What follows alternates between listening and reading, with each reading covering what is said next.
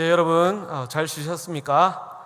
예, 오늘 또 귀한 자리, 또 귀한 분을 모시고 제2부 자녀 교육 특강을 듣도록 하겠습니다. 이번 시간에도 정말 귀한 분을 모셨는데요. 바로 박상진 교수님이십니다. 교수님을 잠깐 소개해 드리자면 전 장신대학교 기독교 교육과 교수로 후학을 양성하셨고요. 현재는 한동대학교 석좌 교수, 기독교 학교 교육연구소 소장, 그리고 사학법인 미션 네트워크 상임이사, 서울시 교육청 대안학교 설립운영위원회 부위원장으로 활동하고 계십니다. 우리 교수님을 사실 정말 모시기 힘든 분으로 유명하신 분이세요. 그런데 특별히 또 우리 교회에 이렇게 와주셔서 우리 선생님들 그리고 우리 학부모님들께 귀한 강의 들려주시게 되었습니다. 우리 교수님 나오실 때 우리 큰 박수로 함성으로 환영했으면 좋겠습니다. 교수님 나오시겠습니다.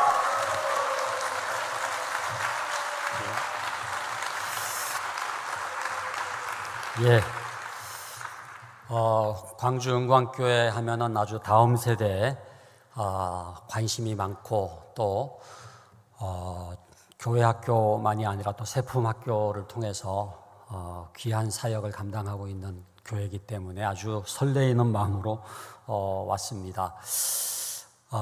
다음 세대에게 신앙을 전수하는 그 두 가지 기둥이 있거든요.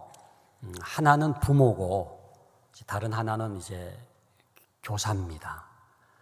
그래서 광주 은광교회의 다음 세대를 떠받들고 있고 또 신앙을 계승하고 있는 두 가지 기둥이 부모와 교사인데, 교사 가운데에도 이제 교회 학교 교사들이 계시고 또 이제 기독교 학교 교사들이 또 계시지 않습니까?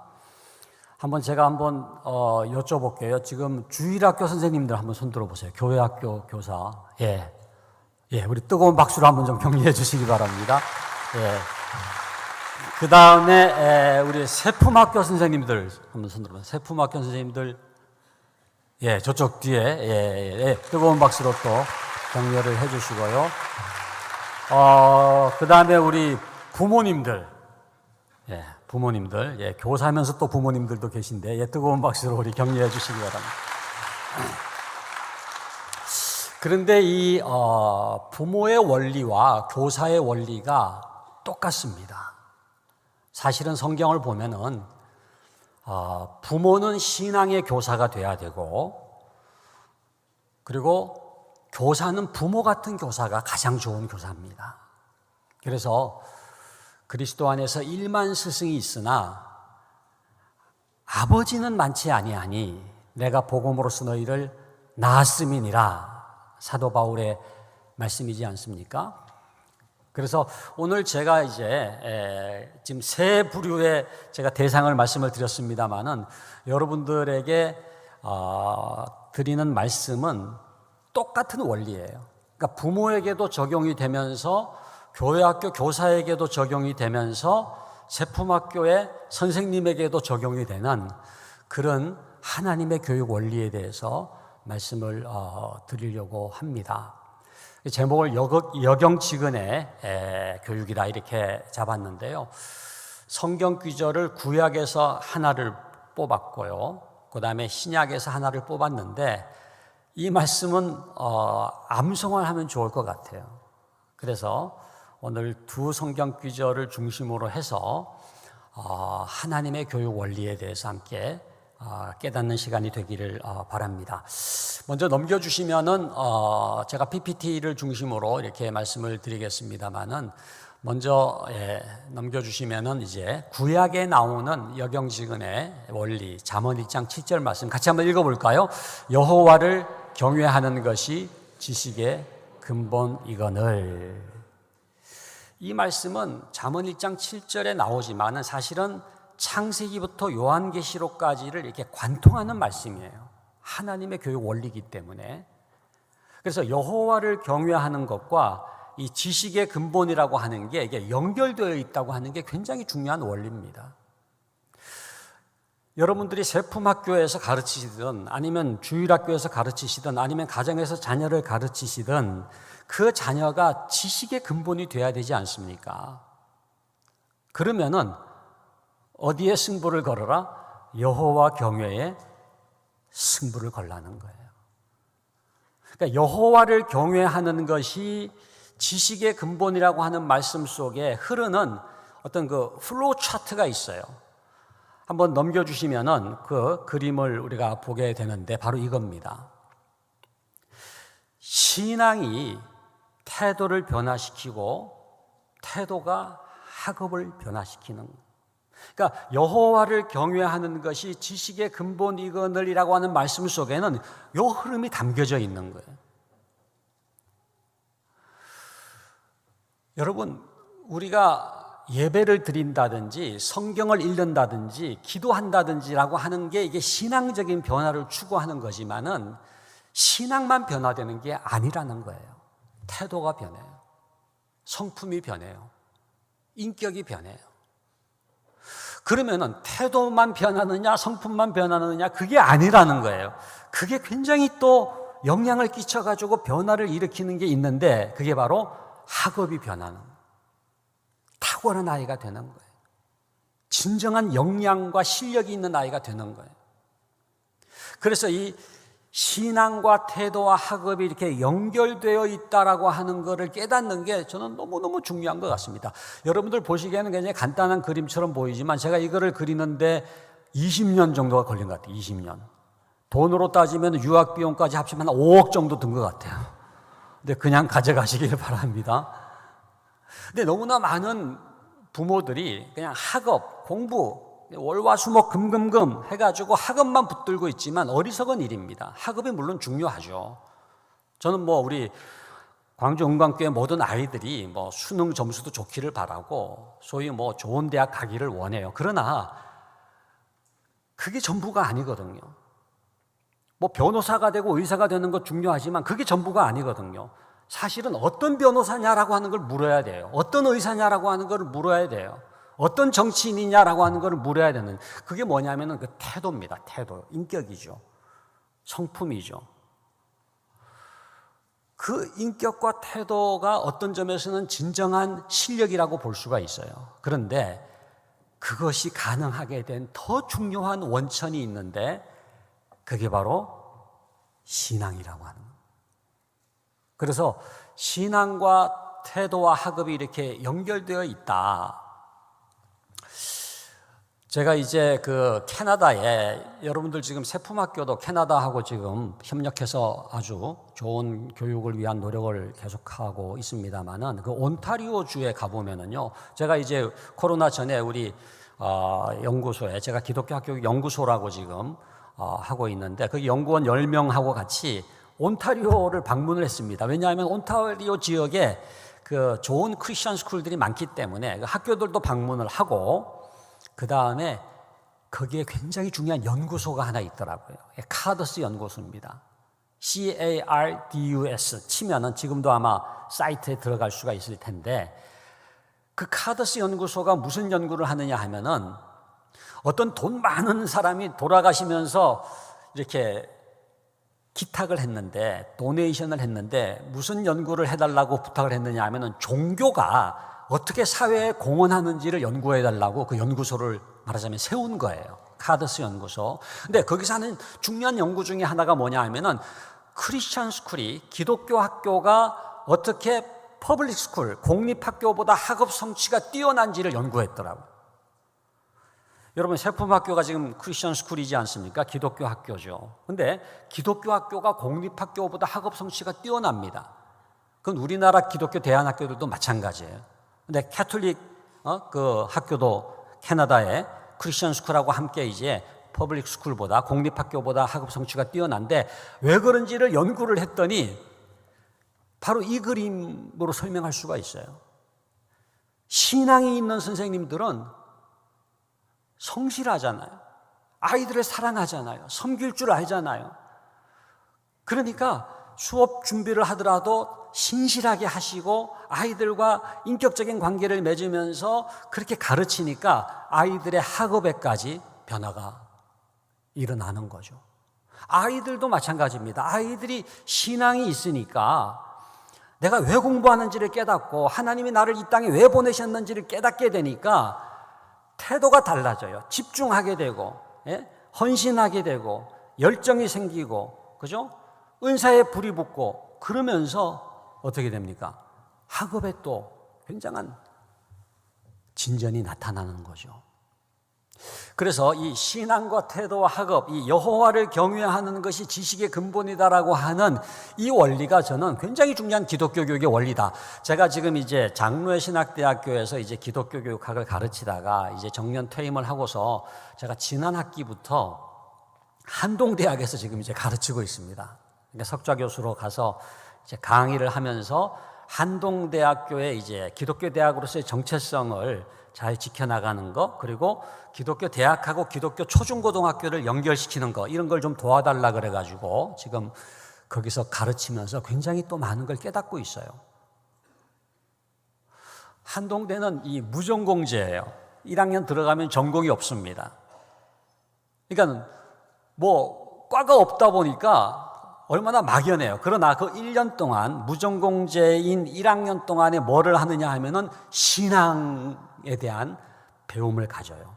그래서 한동대는 쳄플이 있고 무슨 성경 그것만 있는 게 아니라 다양한 신앙 과목이 있어요. 그러니까 저도 그 중에서 하나 과목을 지금 가르치고 있습니다만은, 그러니까 전공이 없는 상태에서 신앙에 대해서 배우면서 내가 누구인지 정체성을 깨닫는 거예요.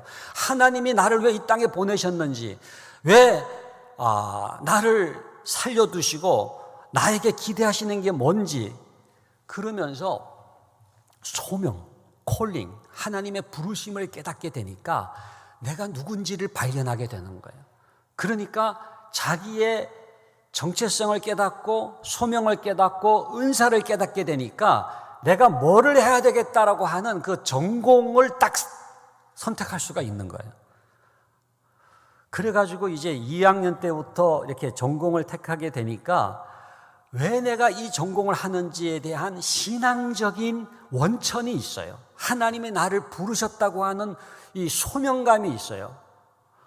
그러니까 스스로 시동을 거는, 자기 주도적 학습이라고 하는 건 딴 게 아닙니다. 목적을 발견하고 비전을 깨닫게 되면은 스스로 시동을 거는 거예요.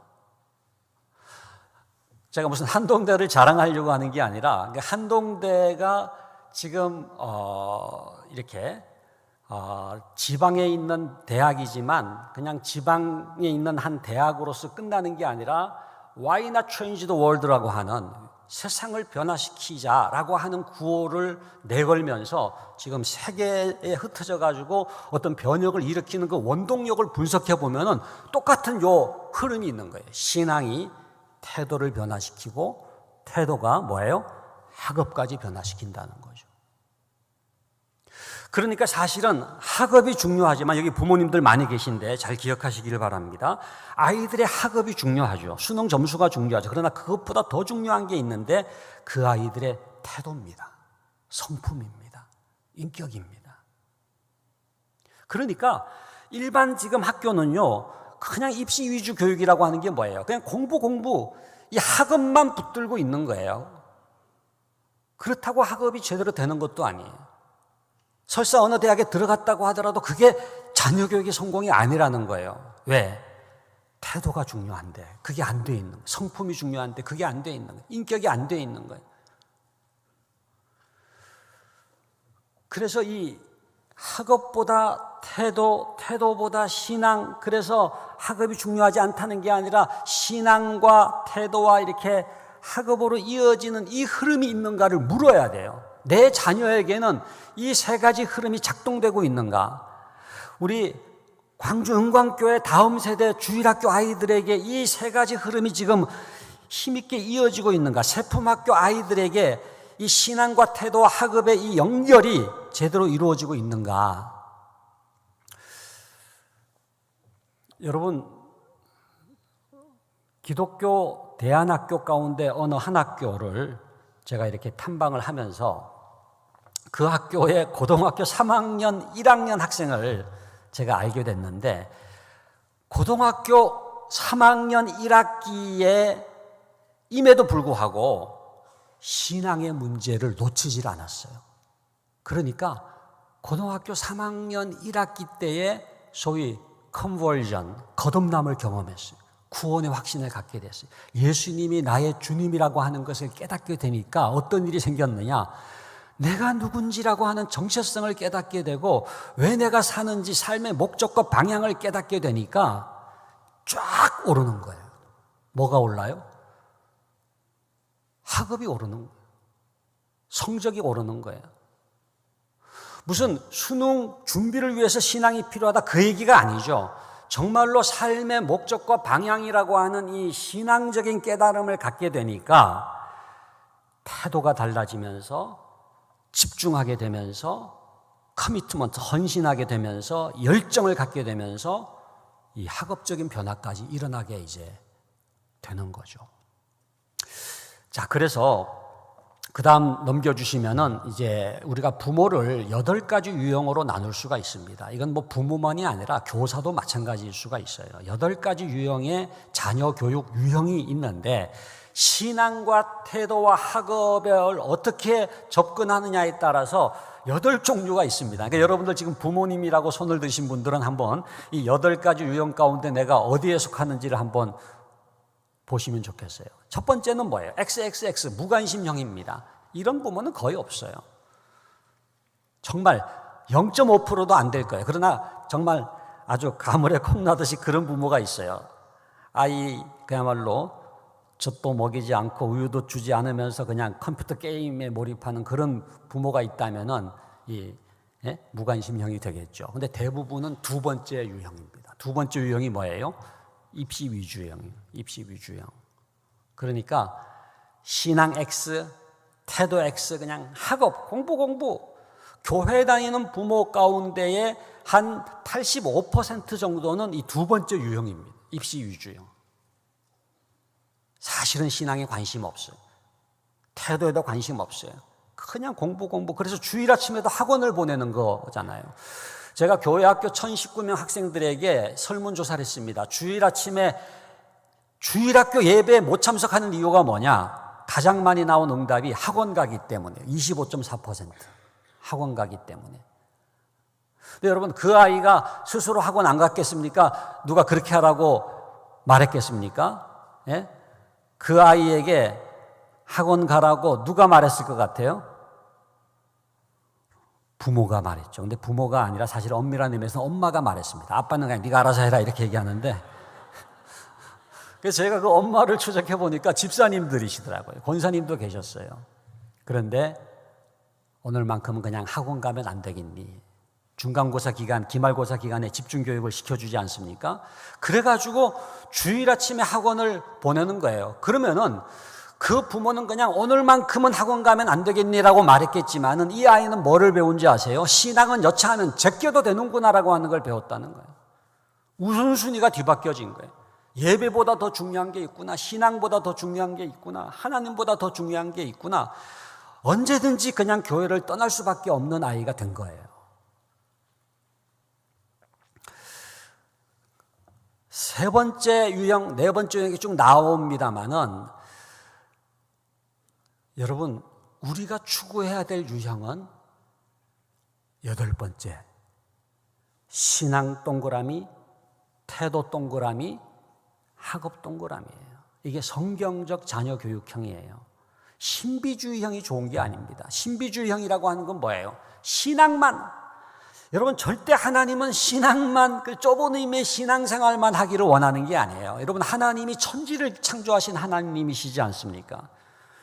그러니까 하나님은 반지성주의자가 아니에요. 하나님은 우리가 무식하게 되기를 원치 않으세요. 삼라만상을 지으신 창조주 하나님은 우리의 자녀들이 지성적이기를 원합니다. 지식의 근본이 되기를 원하시는 거예요.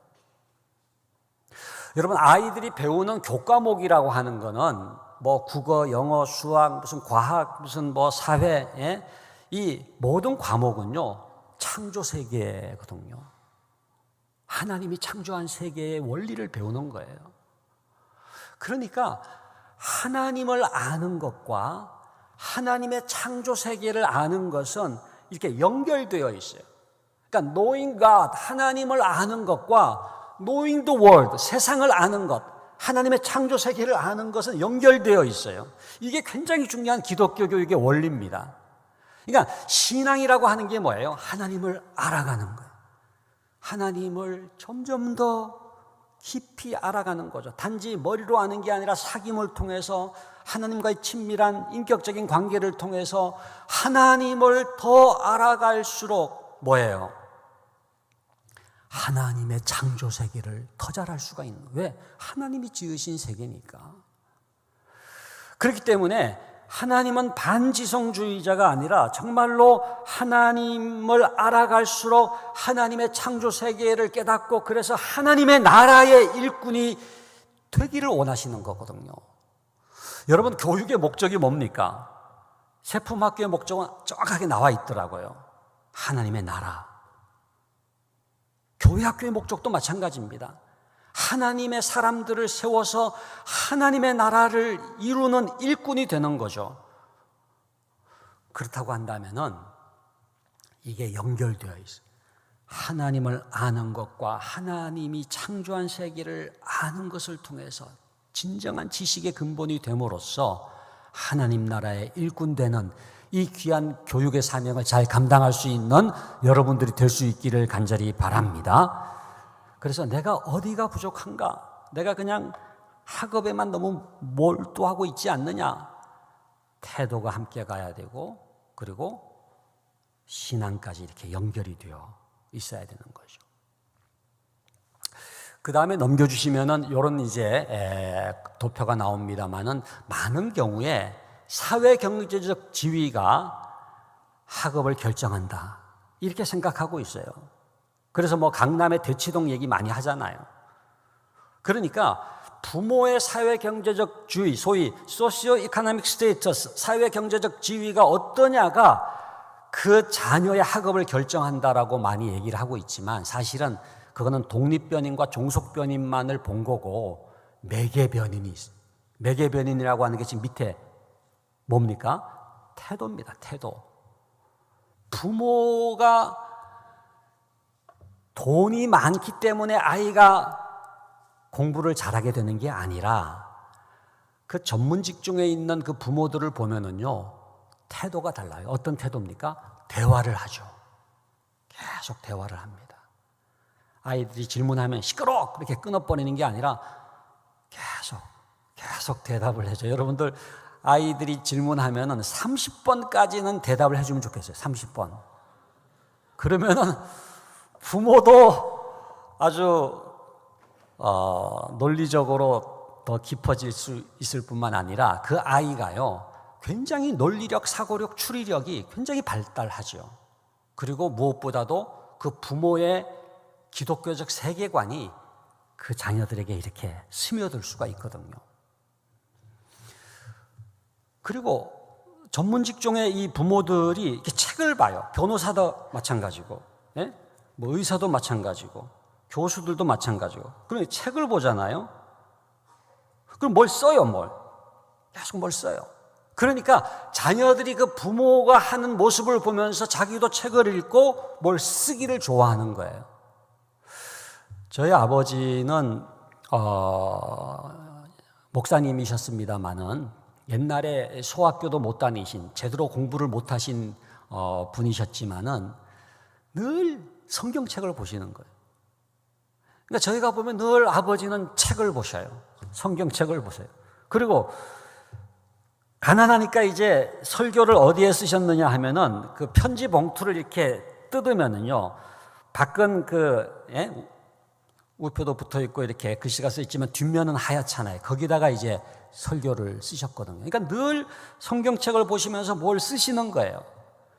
그러면 자녀들이 책을 읽고 뭘 쓰는 것이 이렇게 익숙하게 되는 거예요. 제가 무슨 말씀을 드리려고 하느냐 하면은 사회 경제적 지위가 아니라 부모의 태도가 자녀를 결정합니다. 가난해도 괜찮아요. 어떤 부모님들은 그렇게 얘기를 하더라고요. 내가 가난해서 너무 미안해. 자녀에게 너무너무 미안하다는 거예요. 자기가 가난한 게. 그러나 여러분, 가난해도 정말로 우리가 신앙이 있고 하나님을 사랑하고 여호와를 경외하고, 그래서 우리가 성경을 읽고, 그래서 큐티 노트를 쓰고, 그리고 기도하고 하는 이 태도가 우리의 자녀들에게 영향을 줄 줄 믿습니다. 변화의 역사가 일어나는 거예요. 그래서 우리가 이 구약의 이 잠언 1장 7절을 통해서는 이 신앙과 태도와 학업이 이렇게 연결되어 있다라고 하는 걸 깨닫고, 여러분들 이렇게 마음속에 이 흐름이 새겨질 수 있기를 바랍니다. 그래서 가정에서건 교회에서건 학교에서건 신앙이 태도를 변화시키고 태도가 학업까지 변화시키는 이 하나님의 교육 원리가 작동될 수 있기를 간절히 바랍니다. 그 다음 넘겨주시면은 이게 신약의 말씀이에요. 마가복음 6장 34절 말씀을 한번 큰 목소리로 같이 한번 읽어보겠습니다. 시작.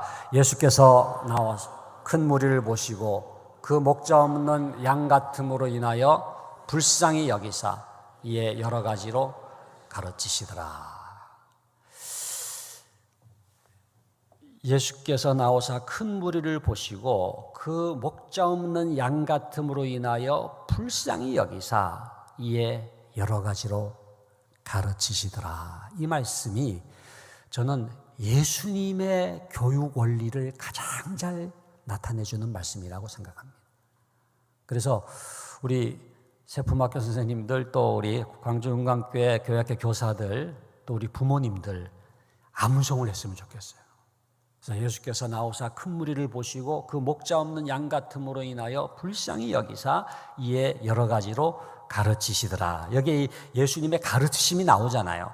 여러분, 예수님 당시에 랍비들이 많았습니다. 서기관들이 있었고 바리새인들이 있었고 율법사들이 있었잖아요. 그런데 예수님의 가르치심이 그런 다른 랍비들, 서기관이나 바리새인들과 달랐던 특징이 있는데, 그게 뭔 것 같아요?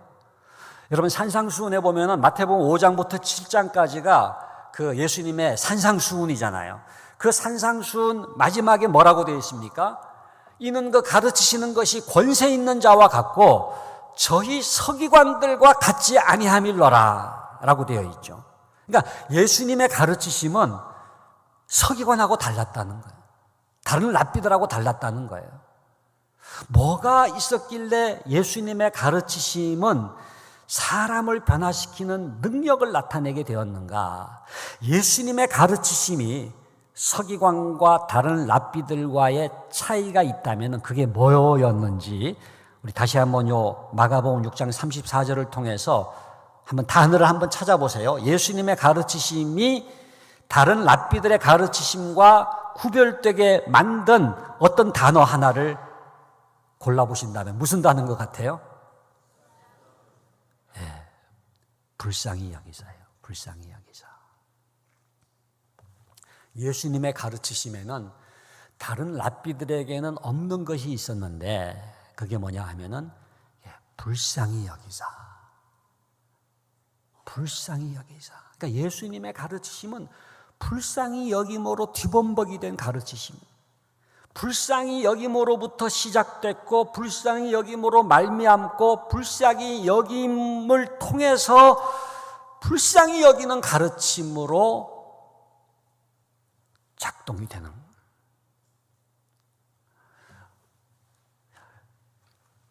이 불쌍히 여기사라고 하는 이 단어가 헬라어로는 스플랑크 니조마이입니다. 스플랑크 니조마이. 좀 어렵죠? 한번 따라 합시다. 스플랑크 니조마이. 발음이 아주 좋습니다. 스플랑크 니조마이라고 하는 이 단어는 스플랑크논이 창자입니다. 창자. 그러니까 창자라는 단어에서 파생이 됐는데 무슨 뜻이냐 하면은 창자가 찢어지듯이, 창자가 뒤틀리듯이 그렇게 불쌍히 여기는 것을 일컬어서 스플랑크 니조마이라고 말하는 거거든요. 그러니까 그냥 아이고 뭐 안 됐다 뭐 이렇게 쯧쯧 그러면서 동정하고 지나가는 게 아니라 정말로 저 마음 깊은 곳에서부터 창자가 뒤틀리듯이 창자가 끊어지듯이 그렇게 불쌍히 여길 때 스플랑크 니조마이 그렇게 얘기를 하는 거거든요. 여러분, 예수님의 가르침의 원천은 바로 이 스플랑크 니조마이, 불쌍히 여김이었다는. 이 스플랑크 니조마이라는 단어가 사용된 세 가지 굉장히 중요한 성경 본문이 있습니다. 첫 번째가 뭐냐면요, 한번 넘겨주시면은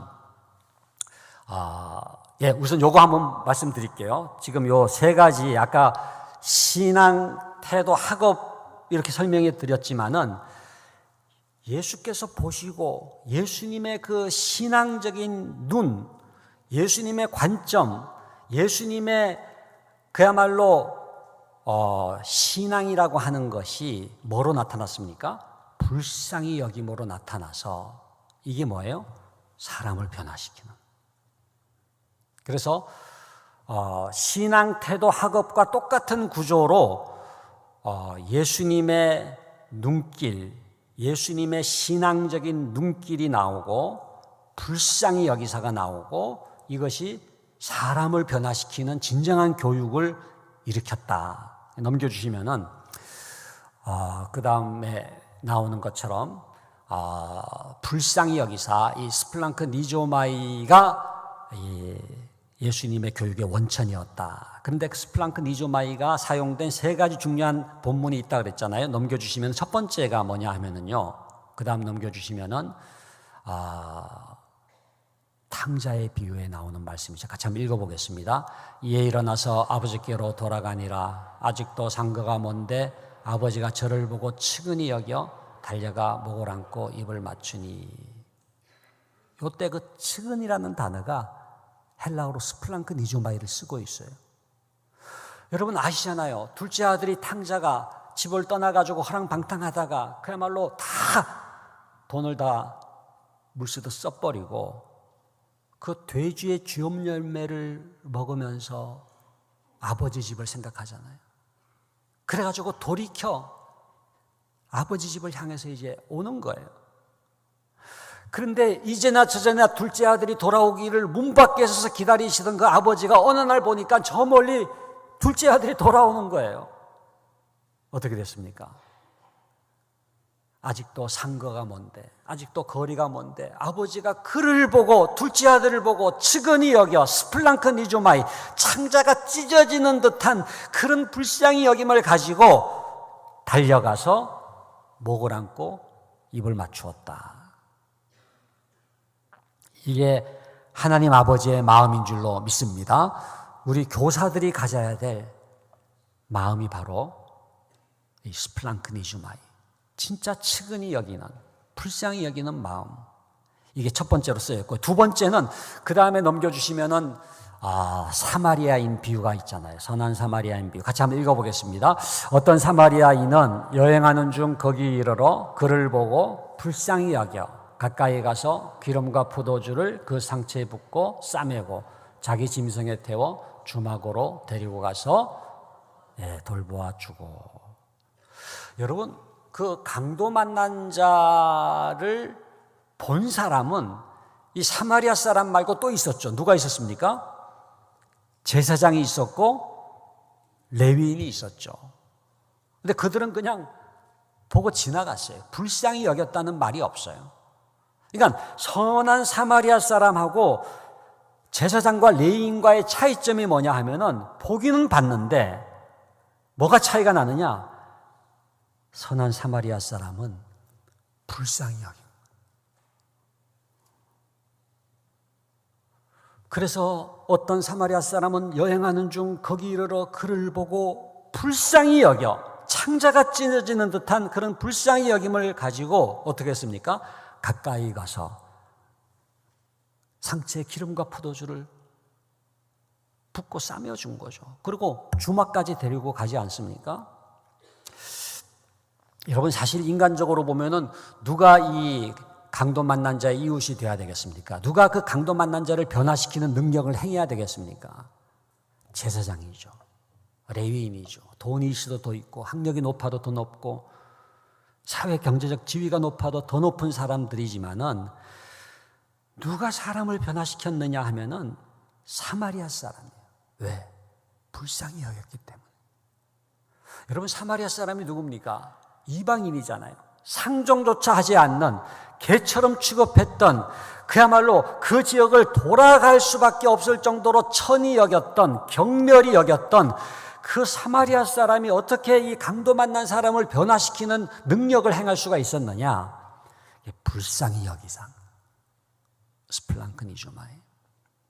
여러분, 학력이 사람을 변화시키는 게 아닙니다. 무슨 서울대 나왔다고 사람이 변하는 게 아니에요. 박사학위가 있다고 사람이 변하는 게 아니에요. 세품학교에서 뭔가 변화가 일어나고 있다면은, 은광교회 주일학교에서 뭔가 변화가 일어나고 있다면은 그 변화의 원천은 누군가의 불쌍히 여김인 거예요. 그 다음에 세 번째 성경 구절이 나오는데, 나인성 과부의 죽은 아들을 살리시는 기적사건 속에 이 단어가 사용되고 있거든요. 같이 한번 읽어보겠습니다. 주께서 과부를 보시고 불쌍히 여기사 울지 말라 하시고. 여러분, 나인성이라고 하는 동네에 과부가 살았잖아요. 그 과부에게 하나밖에 없는 아들이 있었는데 그 아들이 죽어버린 거예요. 그 죽은 청년, 그 아들의 시신을 관에다 담아가지고 지금 장례 행렬을 떠나는데 예수님의 행렬과 마주치지 않습니까? 예수께서 그 나인성 과부를 이렇게 보시니까 너무너무 불쌍한 거예요. 그래서 예수께서 과부를 보시고 불쌍히 여기사, 그 다음 뭐라고 되어 있어요? 울지 말라 하시고 가까이 가서 그 관에 손을 대시니. 여러분, 관에 손을 대는 것은 부정한 것입니다. 죽은 시신을 만져도 부정한 것이고 그 시신을 담은 관을 만져도 부정한 것인데, 예수님께서는 어떻게 그 관에다가 손을 대셨는가? 너무너무 불쌍하니 그 장례 행렬을 멈추시고 그 과부를 향해서 울지 말라 말씀하시면서 어떻게 했습니까? 그 죽은 과부의 아들을 살리는 기적을 행하신 거예요. 불쌍히 여김이 기적을 낳습니다. 여러분, 광주 은광교회에도 기적이 필요하죠. 주일학교에도 기적이 필요하죠. 세품학교에도 기적이 필요하죠. 여러분들 가정에도 기적이 필요하죠. 어떻게 기적이 일어날 수가 있는가? 누군가를 불쌍히 여길 때 기적이 일어나요. 기독교 교육은 다른 것이 아닙니다. 진정으로 불쌍히 여기는 거예요. 그 아이들에 대해서 스플랑크니조마이, 창자가 찢어지는 듯이 그렇게 불쌍히 여길 수만 있다면은 그 불쌍히 여김으로 뒤범벅이 된 교육은 누군가를 변화시키고야 마는 거예요. 우리가 신앙생활을 합니다마는 신앙이 깊어졌다, 신앙이 성숙했다라고 할 때 그만큼 깊어지고 성숙돼야 되는 게 있는데, 그게 뭐냐 하면은 불쌍히 여김입니다. 그러니까 불쌍히 여김이 깊어지는 만큼 그 사람이 신앙이 성숙한 거예요. 그리고 그 깊이만큼 변화가 일어나는 거예요. 그러니까 우리가 5년, 10년, 20년 집사가 되고 안수 집사가 되고 권사가 되고 장로가 되고 이런 어떤 신앙의 연조가 깊어지면 깊어질수록 깊어져야 되는 게 있는데, 이게 불쌍히 여김이 깊어져야 돼요. 교사 여러분, 지금 경력 10년 근속교사 표창을 받는 분도 있고 20년 근속교사 표창을 받는 분도 있죠. 세품학교도 마찬가지입니다. 이제 세품학교도 역사가 꽤 되지 않습니까? 3년, 5년, 10년 막 이렇게 교사의 연조가 깊어질수록 불쌍히 여김이 깊어져요.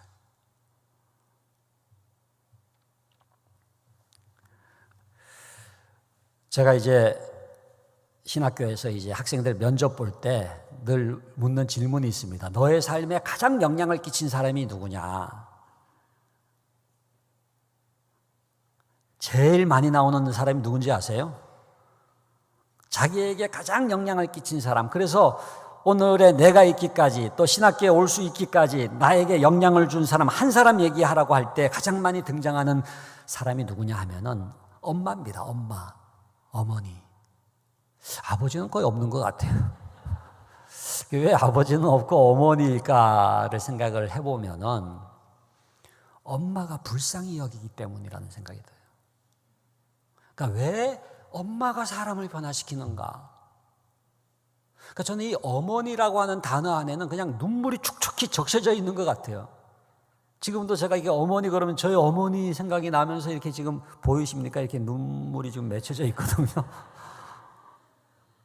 그러니까 이 어머니라는 존재는 그야말로 불쌍히 여김으로 뒤범벅이 된 것 같아요. 그러니까 아까 요게벳의 노래도 여러분들 함께 하셨겠습니다마는 그 모세의 어머니 요게벳, 디모데의 어머니 유니게, 사무엘의 어머니 한나예요. 이게 어머니들, 성 어거스틴의 어머니가 모니카지요. 어머니들이 어떻게 그렇게 변화의 역사를 일으키는가? 그 어머니가 불쌍히 여기기 때문에. 그 다음에 많이 나오는 사람이 이제 선생님입니다. 선생님. 교회 학교 교사도 있고 기독교 학교의 교사도 있죠. 근데 주일학교 선생님을 얘기한 아이가 있다고 해보십시다. 그러면은 그 아이가 여러분 그 선생님 때문에 신학교에 올 수가 있었고 어떤 삶의 변화를 경험했겠지만은 그 아이가 사실은 주일학교에서 그 선생님만 만난 게 아니거든요. 선생님들은 많았어요. 그런데 다른 선생님들은 다 잊어버렸어요. 망각했어요.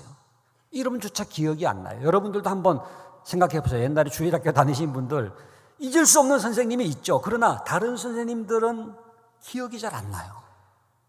이름조차 기억이 안 나요. 그러면은 많은 선생님들을 만났지만 왜 잊을 수 없는 선생님, 그 선생님 아니었으면 제가 신학교 올 수 없었습니다 라고 하는 그 선생님은 어떤 선생님입니까? 나를 불쌍히 여겨주신 선생님.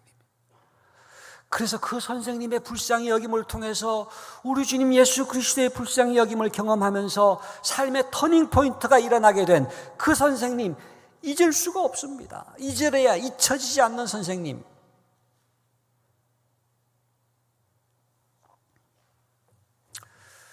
저는 우리 주일학교 선생님 여러분들 또 우리 세품학교 선생님들 여러분들이 그런 분이 됐으면 좋겠어요. 인생의 어느 시점에서 돌아봐도 잊을 수 없는 선생님. 그때 내가 광주 은광교회 그 중등부 때 그 고등부 때 세품학교에서 만났던 그 선생님 잊을 수가 없습니다.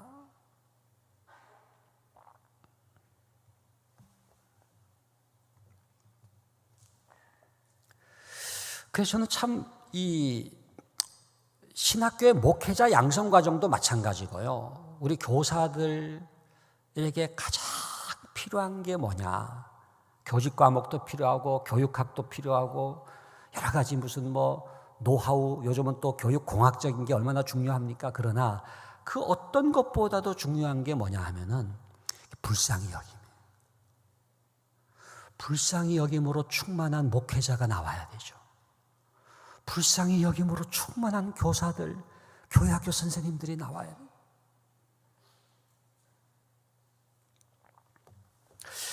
어떻게 하면은 불쌍히 여길 수가 있겠는가? 이렇게 넘겨주시면은, 여기 지금 보면은 세 가지로 예수님께서 불쌍히 여기실 수 있었던 비결을 제가 말씀드리려고 합니다. 이 세 가지가 어떤 점에서 예수님의 교육 원리이기도 해요. 첫 번째가 뭐냐 하면은요, 숫자를 보지 말고 사람을 보라는 겁니다. 여러분, 예수님은요, 참 놀라운 게 수만 명을 만나든 소수의 사람을 만나든 한 사람을 만나든 숫자를 보지 않으세요. 그리고 뭘 봅니까? 영혼을 봐요. 사람에게 초점을 맞춰요.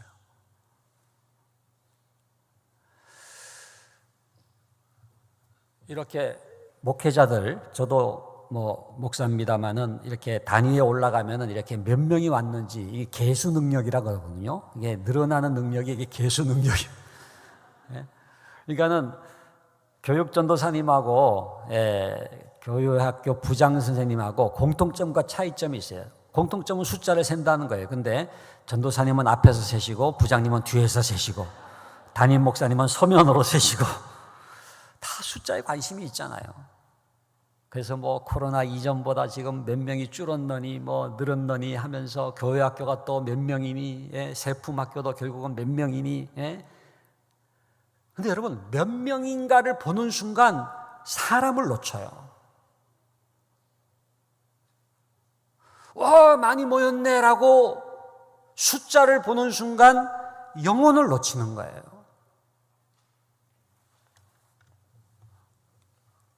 그러니까 예수님께서는 수많은 무리들이 있었지만은 그래서 12명의 제자들을 선택하지 않습니까? 그래서 로버트 콜만이라고 하는 분이, 여러분들 그 책을 안 읽어보셨다면 꼭 읽어보시길 바랍니다. 주님의 전도계획이라고 하는 책이 있어요. 우리나라 말로 그렇게 번역되어 있지만 사실은 예수님의 제자교육의 8가지 원리를 얘기를 하고 있죠. 첫 번째 원리가 선택의 원리입니다.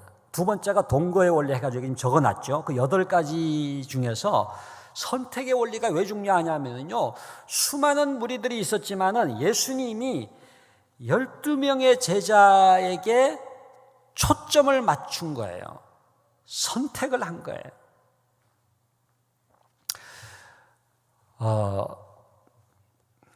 저는 예수님의 제자 교육도 첫 번째 출발 지점이 바로 이 선택입니다. 이게 선택이 기독교 교육의 첫 번째 스텝이에요.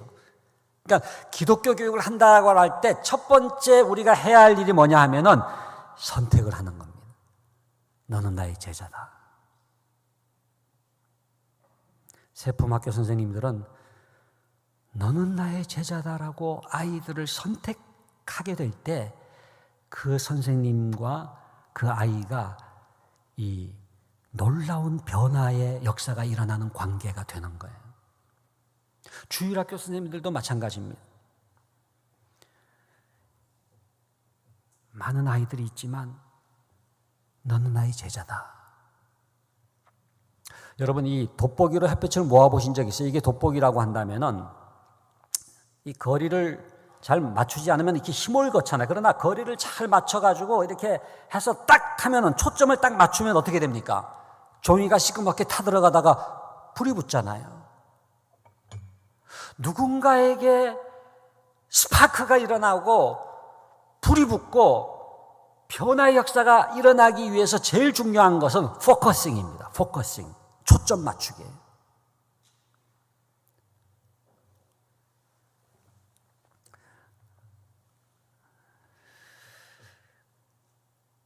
저는 교회학교 교사 여러분들에게 또 우리 세품학교 선생님 여러분들에게 가장 중요한 원리를 하나만 얘기하라고 한다면은 집중적인 사랑의 원리를 말씀드리고 싶어요. 집중적인 사랑의 원리. 그러니까 여러분들의 사랑의 용량이 있잖아요. 마더 테레사 같은 분들은 사랑 자체가 크신 것 같아요. 예? 손양원 목사님 사랑의 원자탄, 엄청나게 사랑의 용량이 크죠. 근데 우리가 가지고 있는 사랑이 이렇게 제한되어 있는데 이거를 어떻게 사용하느냐가 굉장히 중요합니다. 이거를 모아야 된다는 거예요. 모아가지고 어떻게 해야 돼요? 집중적으로 사랑해야 된다. 그래야 변화가 일어나는. 그러니까 집중적인 사랑의 반대말은요, 무관심이 아니라 흩날리는 사랑이에요. 흩날리는 사랑. 흩날리는 사랑으로는 아무도 변화시키지를 못해요. 사랑하지 않는 게 아니에요. 사랑해요. 사랑한다고 또 말해요. 그러나 흩날려요. 아, 별일 없었지. 우리 진도 어디까지 나갔더라? 근데 끝났는데 왜 안 가? 그러고 있냐? 물론 그 아이를 미워하는 건 아니죠.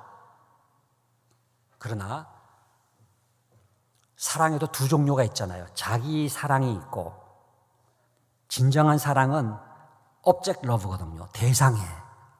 상대방을 진짜 사랑한다고 한다면 그 사랑의 굉장히 중요한 특징은 뭐냐 하면요, 집중하는 사랑이에요. 전 세계에 있는 여자를 다 사랑한다, 그런 남자는 아무도 사랑하지 않는 거잖아요.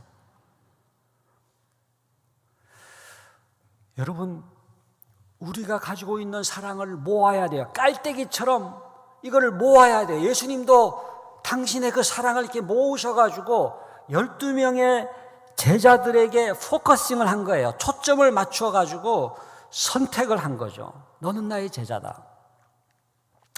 그래서 이렇게 하면 좋을 것 같아요. 우리 은광교회도 교회학교 교사를 이렇게 그냥 임명해서 이렇게 학생들을 그냥 배정하지 말고 학생들 전부 여러분들 이렇게 앉혀놓고 선생님이 지나가면서 이렇게 너는 나의 제자다 이렇게 부르면 좋겠어요. You follow me 해가지고 부르고. 그러면은 자기가 책임질 거 아니에요. 자기가 선택했으니까. 근데 여러분, 물론 우리가 이렇게 명단으로 배정을 받는다고 할지라도 어떻게 해야 됩니까? 그 이름을 보면서 뭐예요? 나의 영적 의지를 발동해서 이제는 내가 그 아이를 영적으로 선택을 해야 돼. 너는 나의 제자다. 내가 너와 승부를 걸마. 저는 이거를 이렇게 닻을 내린다는 표현을 쓰고 싶어요. 여러분, 배가 항해를 하다가 어떤 항구에 정박을 하게 되면은 하는 게 있습니다. 닻을 내리죠. 그러니까 더 이상 방황의 항해를 하지 않고 여기에 이제 완전히 항구에 정박할 때 내리는 게 닻입니다. 선생님들이 학생에게 닻을 내리지 않는 경우가 있어요. 계속 마음이 떠 있어요. 방황하는 거예요. 어떤 선생님은 내가 이 정도 학교에 있을 사람이 아닌데, 목회자들도 마찬가지입니다. 내가 이 정도 교회에 있을 사람이 아닌데, 여러분, 내 마음이 확정되었고 내 마음이 확정되었사오니 내가 노래하고 내가 찬송하리이다. 하나님, 이 사람들에게 제가 승부를 걸겠습니다. 너는 나의 제자다. 사랑의 대상을 확정해야 돼요. 이게 기독교 교육의 시작입니다. 그러니까 많은 경우에 우리의 교육이 왜 실패하느냐, 왜 무기력하느냐, 왜 변화가 나타나지 않느냐, 선택하지 않았기 때문에. 사랑의 대상을 선택하지 않았어요. 물론 지금 담임이죠. 교회학교 아이들을 지금 맡고 있어요. 세품학교 언어반을 맡고 있어요. 그러나 그것에 내가 닻을 내리지 않고 그 아이들을 사랑의 대상으로 내가 확정하지 않고 선택하지 않고 있다면은 불쌍히 여기지를 못하는.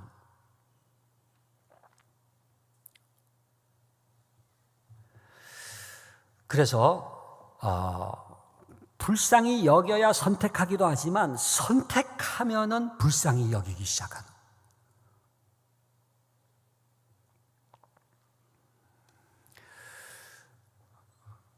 여러분들, 그래서 사랑의 대상을 선택할 수 있기를 바랍니다. 기독교 교육은 내가 누구를 사랑할 것인가의 문제예요. 파크 파머가 한 유명한 말이 있죠. 가르치는 것은 사랑하는 것이다.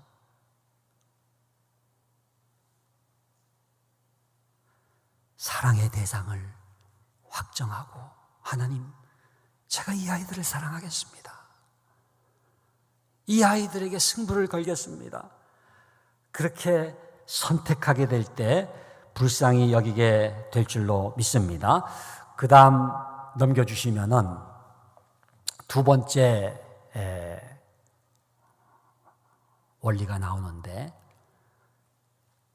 외모를 보지 않고 진실을 볼 때 불쌍히 여길 수가 있어요. 오늘 이 말씀에 예수께서 나오사 큰 무리를 보시고 그 목자 없는 양 같음으로 인하여 불쌍히 여기사, 그죠? 이에 여러 가지로 가르치시더라 나와 있잖아요. 근데 예수님께서 이렇게 보셨을 때 많이들 모였잖아요. 거의 그 다음에 오병이의 기적 이런 거 나오는 거 보면은 한 2, 3만 명이 모였다 이렇게 생각할 수가 있는데, 옷을 입고 왔겠죠. 예? 또 모자를 쓴 사람도 있겠고, 여러분들 유대인들의 옷이 있지 않습니까? 아무 문제 없는 것처럼 그렇게 앉아 있었겠지만은 예수님께서는 뭐를 보셨느냐 하면은 명품 가방을 보신 것도 아니고 옷을 보신 것도 아니고 무슨 헤어스타일을 보신 것도 아니고 예수님은 진실을 보시는 거예요. 진실을 이렇게 보니까 목자 없는 양 같음이 보이는 거예요.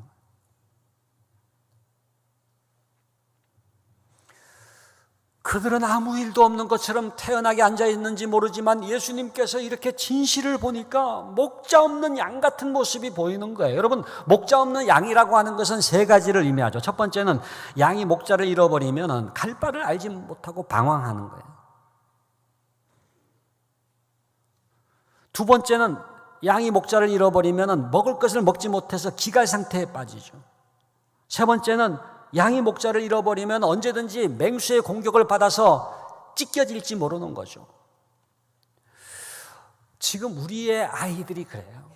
교회 학교 아이들도 마찬가지고 세품학교 아이들도 마찬가지고 우리의 자녀들도 마찬가지입니다. 마치 목자 없는 양과 같은데 갈 바를 알지 못해요. 왜 공부하는지를 몰라요. 왜 학교 가야 되는지를 몰라요. 여러분, 그 닐 포스트만이라고 하는 유명한 교육학자가 있잖아요. 그분이 쓴 책이 교육의 종말이라는 책이 있습니다. The End of Education. END라고 하는 뜻이 끝이라는, 종말이라는 뜻도 있지만 목적이라는 뜻이 있거든요. 닐 포스트만이 그 책에서 그 얘기를 합니다. 교육에서 목적을 잃어버리면 끝장이라는 거예요. 그런데 지금 교육이 목적을 잃어버렸잖아요. 왜 공부하는지, 왜 사는지, 왜 학교 다니는지를 모른 채 그냥 학교를 억지로 가게 만들지 않습니까? 그런데 목적을 깨닫게 되면은, 삶의 방향을 깨닫게 되면은 스스로 하는 거예요. 이 모티베이션은 제일 중요한 게 왜를 알게 되면은 동기가 부여된다. 방향을 깨닫게 되면은 스스로 시동을 건다는 거죠. 그리고 목자 없는 양같이 우리가 먹을 것이 없는 것은 아니지만 영적으로 기갈된 상태잖아요. 그리고 클릭만 하면 그냥 범죄가 그냥 순식간에 우리를 사로잡지 않습니까? 지금 뭐 마약 문제도 심각하지 않습니까? 여러분, 그야말로 아이들이 언제든지 지금 유혹, 그야말로 면전에 있는 거죠. 진실을 이렇게 보시니까 너무너무 불쌍한 거예요. 저는 여러분들이 교회학교 교사이건 세품학교 선생님이건 우리 부모님이건 자녀의 진실을 볼 수 있기를 바랍니다. 여러분, 교육은요, 진실로부터 출발하는 거예요. 허영으로부터 출발하는 게 아닙니다. 내 자식이 이랬으면 좋겠다라고 하는 여러분의 한으로부터 시작되는 게 아니라 그 자녀의 진실을 알아야 그 진실로부터 교육은 시작되는 거예요. 스타팅 포인트가, 이걸 교육학에서 readiness라는 말 써요. 준비도. readiness라고 하는 게 뭐냐 하면은 그 아이가 지금 어떤 준비된 상태에 있는가, 그래서 그거를 발견하는 게 진단평가죠. 진단평가라고, 여러분, 평가에 진단평가 있고 형성평가가 있고 총괄평가가 있지 않습니까? 근데 그 진단평가라고 하는 게 뭐냐 하면은 그 아이의 진실을 아는 겁니다. 지금 현재 상태를 아는 거죠. 교육은 거기서부터 출발하는 거고. 많은 부모들이 자기의 허영으로부터 출발해, 한으로부터 출발해, 이랬으면 좋겠다라고 하는 욕망으로부터 출발해요. 그래가지고는 교육이 안 되는 거죠. 그리고 제가 주일학교도 보면은요, 성경을 몰라서 실패하는 경우는 거의 없어요. 아이를 몰라요. 아이의 진실과 어긋나는 거예요. 학교도 마찬가지입니다. 정말로 그 아이들의 진실과 컨택 포인트, 접촉점을 갖고 그 진실로부터 시작된 교육만이 살아있는 교육이거든요. 제가 교육학을 공부하면서 제일 영향을 받았던 과목은 교육인류학이었습니다. 교육인류학. 요즘에는 그 과목 자체가 없는데, 쉽게 말씀드리면 교육학하고 문화인류학이 만난 분야가 교육인류학이거든요. 그러니까 쉽게 말씀드리면 문화인류학으로부터 많이 제가 배웠습니다. 여러분이 문화인류학에 가보면은요, 어떤 종족의 문화를 연구하기 위해서, 예를 들어서 아프리카, 에스와티니다 그러면 에스와티니 종족을 연구하기 위해서는 가서 살아야 된다는 거예요. 그러니까 문화인류학적인 연구는 통계 분석이 아닙니다. 소위 에스노그래피라 그래가지고 민속지학적 방법, 그 종족 속에 들어가서 그 종족과 함께 살면서 그 종족의 진실을 알게 되는 게 이게 인류학적인 연구 방법이거든요. 그러니까 세 가지 이 연구 방법의 특징이 있어요. 첫 번째, 장기적이에요. 짧은 시간에 연구할 수가 없어요. 수십 년이 걸릴 수가 있어요. 그만큼 같이 살아야 된다는 것이고, 두 번째는 국지적이에요. 국지적. 그러니까 광주에 있는 이 지역에 있는 아이들과 서울에 있는 아이들이 달라요. 그리고 중학생이 다르고 초등학생이 다르죠. 그러니까 국지적이라고 하는 거는 그 대상이 굉장히 특수하다라고 하는 거죠. 어떤 종족이다, 이거는 일반화시킬 수가 없는 거예요. 그리고 세 번째는 참여적이에요. 그러니까 내가 참여를 해야 돼요. 밖에서 이렇게 구경해가지고는 진실을 알 수가 없다는 거예요. 저는 이게 이 학습자 이해, 학생 이해에 굉장히 중요한 지침이라고 생각을 합니다. 그러니까 우리 광주 은광교회에서 중등부 아이들을 이해하기 위해서는요, 중학생 교복을 입고 이렇게 위장 취업하듯이 그 아이들 학교 속에 들어가가지고 같이 좀 이렇게 생활을 해야 돼요. 그리고 예배 시간에도 그냥 교사석에 앉는 게 아니라 아이들 속에 들어가서 아이들이 돼가지고 아이들과 대화를 나누면서 같이 선생님 욕도 하면서 그 아이들이 생각하는 예배와요, 선생님이 생각하는 예배가 같은 게 아니에요. 그러니까 정말로 내가 이 아이들의 진실을 알고 있는가? 정말로 진실을 알기 위해서는 그렇기 때문에 인카네이션을 해야 돼요. 성육신. 인카네이션이 뭡니까? 하나님이 하늘에 계신 게 아니라 우리를 구원하기 위해서, 인간을 진정으로 변화시키기 위해서, 이게 하나님의 교육 원리는 그렇기 때문에 하나님이 인간이 되신 사건, 이 성육신이 기독교 교육의 원형이거든요. 제 박사 논문이 바로 이 성육신 모델이거든요. 그러니까 기독교 교육의 원형은 하나님이 인간을 변화시키기 위해서 인간이 되신 사건, 이게 기독교 교육의 원형인데 뭡니까? 인간이 되신 거예요. 인간이 되신 거예요. 인간의 언어로 성경책이 쓰여졌잖아요. 하나님이 인간을 변화시키기 위해서, 여러분, 창조주 하나님이 어떻게 피조물이 됩니까? 우리가 무슨 바퀴벌레가 된다는 것조차도 상상할 수가 없잖아요. 그런 건 피조물이 되는 거지만은 그 정도가 아니라 창조주가 피조물이 되기까지 인카네이션을 해가지고 성육신 해가지고 인간이 되심으로써 인간을 변화시킬 수가 있는 하나님의 교육 원리, 이게 성육신 원리거든요.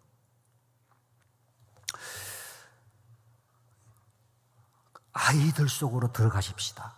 유치부 선생님은 유치부 아이가 돼야 돼요. 중등부 선생님은 중학생이 돼야 돼요. 세품학교에도 1, 2, 3, 4, 5, 6학년, 지금 중학교 3학년까지가 있지 않습니까? 그 아이들 속으로 들어가서 그 아이들과 눈높이를 맞추고 그 아이들의 진실을 알게 될 때 진정한 불쌍히 여김이 나오는 거예요.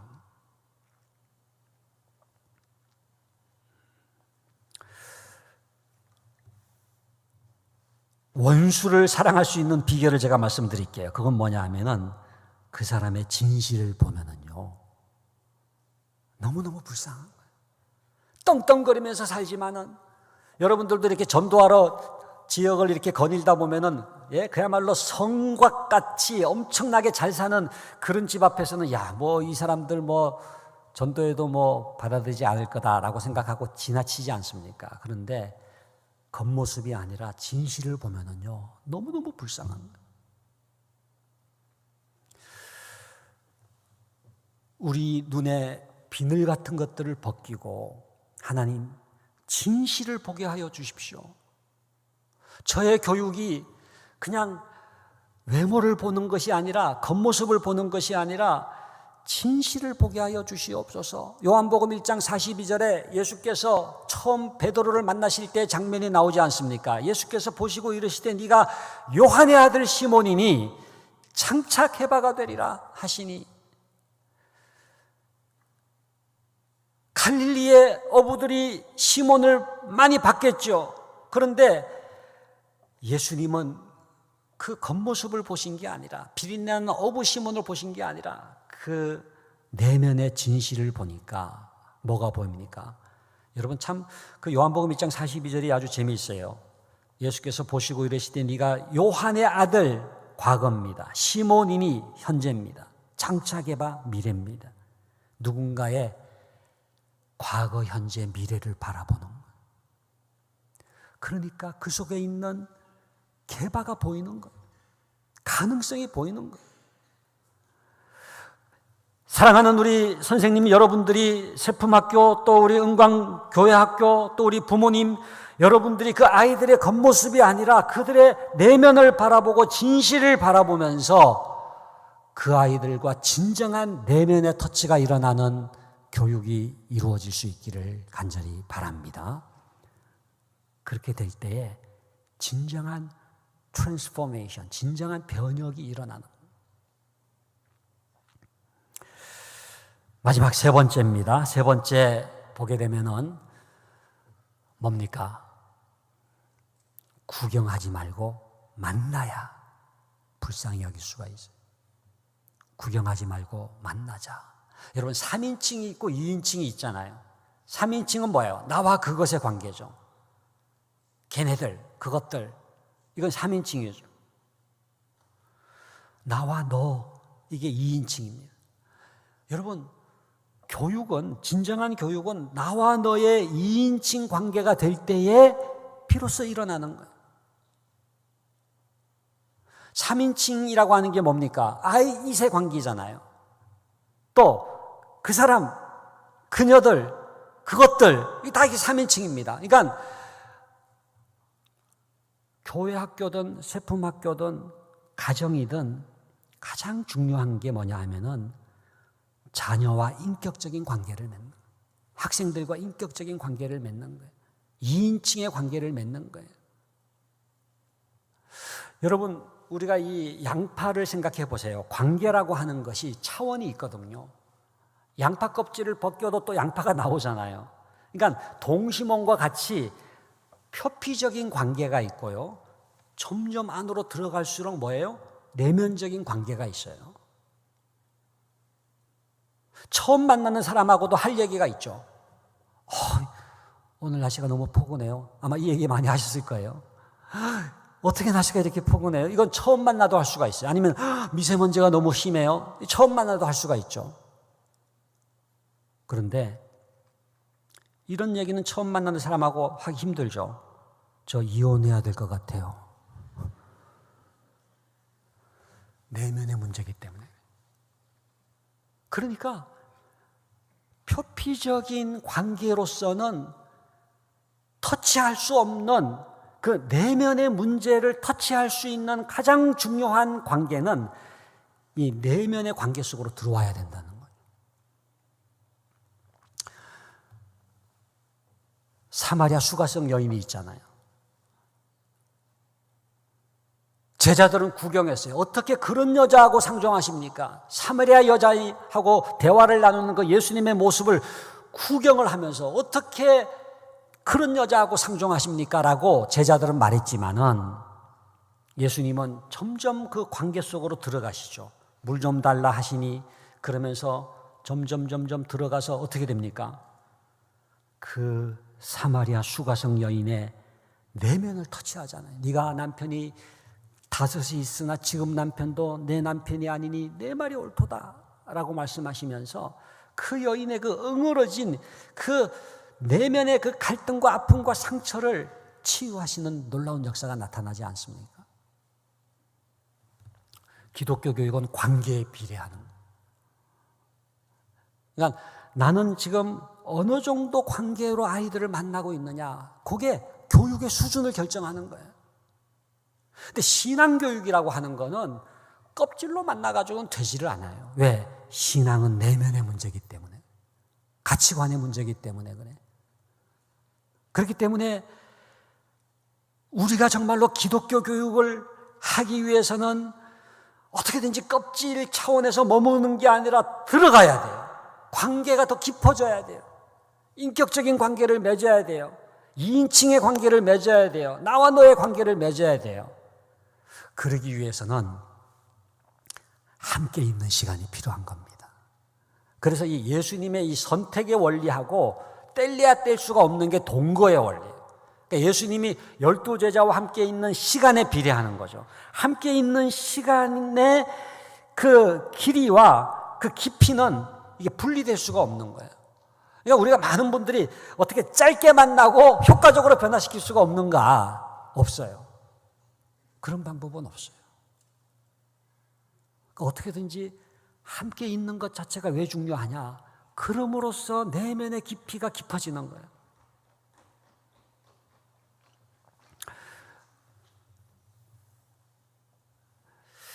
제가 주일학교 다닐 때 그때 총신대 다니는 우리 선생님이 나중에 이제 전도사님 되셨습니다만은 그 선생님이 자기 하숙집에 저희들을 초대를 했어요. 그때 아마 삼양라면이 나온 지 얼마 안 됐을 텐데 그 라면을 같이 끓여 먹고 성경 공부한 것도 아니고 그냥 라면 끓여 먹고 남은 국물을 바라보면서 인생의 허물을 얘기했거든요. 그런데 주일날 이렇게 다들 여전히 비스듬히 앉아 있지만은 이렇게 마음을 꺼내는 거예요. 마음을 꺼내는 거예요. 그러니까 성경을 그냥 읽기만 해도 마치 옥토에 뿌린 씨앗과 같이 30배, 60배, 100배의 결실을 맺는 거예요. 여러분, 기독교 교육은 명강의가 필요한 게 아닙니다. 얼마나 내면의 관계로 만나느냐, 그러니까 얼마나 관계가 깊어졌느냐가 기독교 교육을 결정하는 거예요. 그러니까 광주 은광교회의 주일학교의 가장 중요한 게 뭐냐 하면은 어떻게 하면은 내가 효과적으로 가르칠 거냐, 잘 가르칠 거냐, 뭐 많이 가르칠 거냐, 무슨 명강의를 할 거냐의 문제가 아니라 얼마나 더 깊은 만남을 가질 것인가에 있다는 거죠. 세품학교도 마찬가지입니다. 부모도 마찬가지입니다.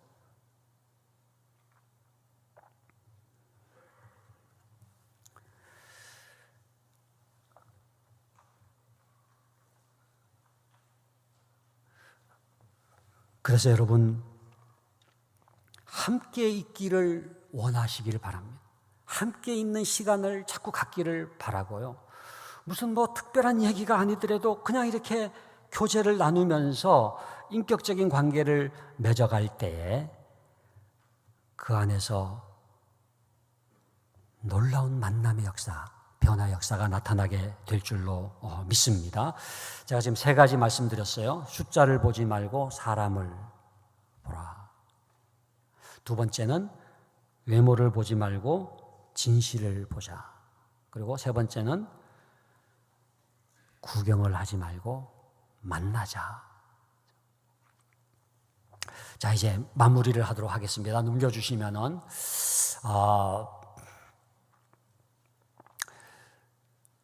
부모도 마찬가지고 교사도 마찬가지입니다. 우리가 다 예수를 믿고 이 자리에 지금 앉아 있잖아요. 그런데 세컨드 컨버전이 필요해요. 제2의 거듭남. 그러니까 내가 예수 믿고 크리스찬이 된 거는 첫 번째 거듭남이 일어난 거지만 부모를 생각해 보십시다. 교회를 다녀요. 집사예요. 구역장일 수도 있어요. 성가대원일 수도 있어요. 그런데 자녀 교육이 거듭나지 않았다면은 그 자녀는 마치 안 믿는 가정에서 자라나는 아이와 거의 다를 바가 없어요. 왜? 자녀 교육이 세속적이니까. 신앙 얘기하지 않아요. 성경 얘기하지 않아요. 영생 얘기하지 않아요. 늘 하는 얘기는 뭐냐? 왜 학원 안 갔느냐? 너 그래가지고 무슨 뭐 인서울 하겠느냐? 예? 서울에서는 그런 얘기 합니다. 너 그래가지고 2호선 타겠어? 예. 왜 2호선 타야 되는지 모르는 분들은 한번 서울에 오셔서 2호선 한번 타보시길 바랍니다. 그러니까 그런 얘기는 하는데 신앙적인 얘기를 하지 않는 그런 부모 밑에서 자라나는 아이는 안 믿는 가정에서 자라는 아이와 거의 다를 바가 없어요. 왜? 자녀 교육이 세속적이니까 세속적인 영향을 받는 거죠. 그런 부모에게 있어서 진짜 변화가 필요한 게 뭐냐? 우리가 그런 부모를 교회에 다니는 부모라고 얘기하는데 교회에 다니는 부모가 진정한 크리스찬 부모가 되기 위해서는 2번째 거듭남이 필요하다. 세컨드 컨버전이 자녀 교육이 거듭나는. 우리가 이 사형리 같은 데 보면 이렇게 마음의 원이 있고 그 마음의 한복판에 이제 왕좌가 있잖아요. 거기에 내가 앉아 있다가 내가 내려앉고 예수님을 모셔드리는 걸 거듭남이라고 얘기하잖아요. 자녀 교육도 마찬가지입니다. 자녀 교육에 원이 있어요. 그러면 그 자녀 교육의 왕좌에 누가 앉아 있습니까? 부모가 앉아 있는 게 주로 엄마가 앉아 있는, 아빠는 대충 앉아 있고 이제 엄마가 앉아 있는. 근데 엄마가 앉아 있는 게 아니라 엄마의 염려가 앉아 있죠. 엄마의 불안이 앉아 있죠. 엄마의 두려움이 앉아 있죠. 그런데 엄마든 아빠든 내려앉고 그 자녀 교육의 왕좌에 누구를 모셔드려야 돼요? 예수님을 모셔야 돼요. 주님이 자녀 교육의 주님이 되어 주십시오. 삼손의 아버지 마노아처럼 주여 이 아이를 어떻게 기르오리까? 주님, 이때까지는 제가 자녀를 교육한다고 했지만 이제는 주님께 이 모든 자녀 교육을 맡깁니다. 주님 뜻대로 되어지기를 원합니다. 이게 자녀 교육의 거듭남이에요. 로드십이 바뀌는 거죠.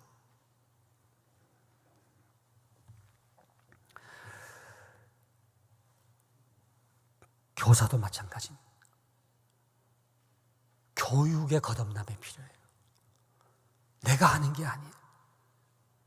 주님께서 주일학교의 아이들을 변화시켜 주시는 주체가 되시기를 위해서 내어드리는 거예요. 세품학교 교사도 마찬가지. 그래서 부모가 됐던 교사가 됐던 이 세컨드 컨버전, 저는 우리 한국 교회에 가장 필요한 운동은 제2의 거듭남 운동이 아닐까. 주님, 이때까지 내가 예수 믿고 교회를 다닌다고 했지만 그냥 교회에 다니는 부모로 전락하지 않았습니까? 이제는 진정한 크리스찬 부모가 되기를 원합니다. 자녀 교육도 주님이 친히 다스려 주시옵소서. 그 다음 넘겨주시면은요. 그래서 우리가 제2의 거듭남이 일어난 다음에 우리가 해야 될 가장 중요한 것 하나가 뭐냐 하면은 가정예배입니다. 또 주일학교 예배죠. 세품학교에서 드리는 예배죠. 여러분, 예배가 왜 중요하냐면은 예배를 드린다고 할 때 뭐예요? 하나님을 경외하게 되고요. 하나님을 알아가게 되고요. 이런 신앙적인 변화가 신앙만 변화되는 게 아니라고 그랬잖아요. 태도가 변하고 학업까지 변하게 되는 원천이기 때문에 저는 특별히 이 광주은광교에서 굉장히 강조하고 있는 이 가정예배가 너무너무 중요한 것 같아요. 지금도 저는 쟁쟁하게 들리는 저희 아버지의 음성, 제일 기억나는 음성은 그겁니다. 자, 이제 우리 예배드리자. 우리 따라합시다. 자, 이제 우리 예배드리자. 네. 자, 이제 우리 베델로 올라가자. 너희가 이 땅에 발을 딛고 살지만 너희는 하나님의 백성이란다. 여러분, 이 가정예배가 뭐냐 하면은요, 정체성을 배우는 시간이에요. 삶의 방향과 목적을 배우는 시간이에요. 그러니까 가정예배가 여러분 국어, 영어, 수학보다도 어쩌면 더 중요한 시간이에요. 왜? 여호와를 경외하는 것을 배우는 시간인데 그게 뭐예요? 지식의 근본이잖아요. 여기 지금 이렇게 적어놨습니다마는 이 복합 비타민, 저는 비타민 B가 있고 C가 있지만 한꺼번에 들어가 있는 복합 비타민 있잖아요. 가정예배가 마치 복합 비타민 같다는 생각이 들어요. 찬성 부르니까 음악 공부되잖아요.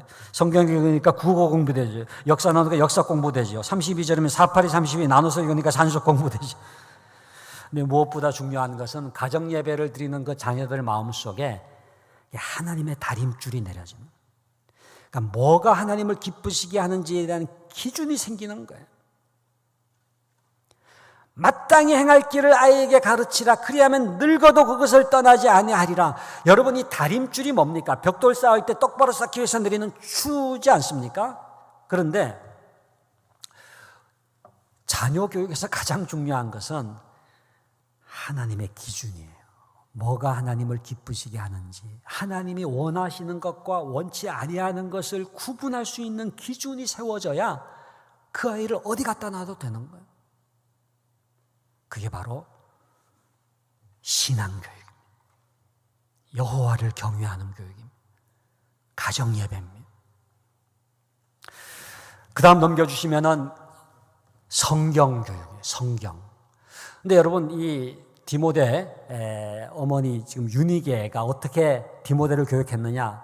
네가 어려서부터 성경을 알았나니 성경은 능히 너로 하여금 그리스도 예수 안에 있는 믿음으로 말미암아 구원에 이르는 지혜가 있게 하느니라. 다 외울 필요 없이 딱 두 가지를 기억하시면 좋겠어요. 성경은 주어와 동사가 뭐예요? 하느니라. 한번 따라합시다. 성경은 하느니라. 네. 성경이 한다는 거예요. 교사가 하는 게 아니에요. 부모가 하는 게 아니에요. 우리가 성경을 가르치면 그때부터는 성경은 살아서 운동력이 있지 않습니까? 모든 성경은 하나님의 감동으로 된 것으로 교훈과 책망과 바르게 함과 의로 교육하기에 유익하니 그때부터 성경이 그 아이를 변화시키는 거예요. 다시 한번 우리가 말씀으로 돌아가서 이 성경이 그 아이들을 변화시킬 수 있도록 성경을 교육해야 된다. 그 다음 넘겨주시면은 기도입니다. 여러분, 다른 모든 교육은 사람이 하는 거예요. 기도하는 시간, 하나님이 교육하시는 시간. 그러니까 기독교 교육은 기도 교육입니다. 그러니까 기도하는 시간은요, 하나님이 그 아이를 빚어주시는 시간이에요. 그러니까 아이들의 이름을 불러가며 자녀들의 이름을 불러가며 기도하는 그 시간이 가장 강력한 교육이 일어나는 시간인데, 왜? 하나님이 직접 교육하시는 시간이기 때문에. 예수님을 따라왔던 그 예루살렘의 딸들을 향하여서 예수님께서 하신 말씀이 뭡니까? 나를 위하여 울지 말고 두 가지, 너희와 너희 자녀를 위하여 울라. 저는 이게 참 귀한 말씀인 것 같아요. 그러니까 자녀를 위해서 기도하라 이런 뜻도 있지만은 부모 자신을 위해서 기도해야 된다. 선생님 자신을 위해서 기도해야 된다. 너희와 너희 자녀를 위하여 울라. 눈물의 기도 이상의 교육이 없습니다. 눈물을 흘리며 씨를 뿌리는 자는 기쁨으로 단을 거두리로다. 울며 씨를 뿌리러 나가는 자는 정녕 기쁨으로 그 단을 가지고 돌아오리로다.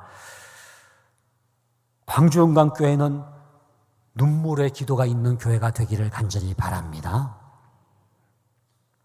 그 다음 넘겨주시면은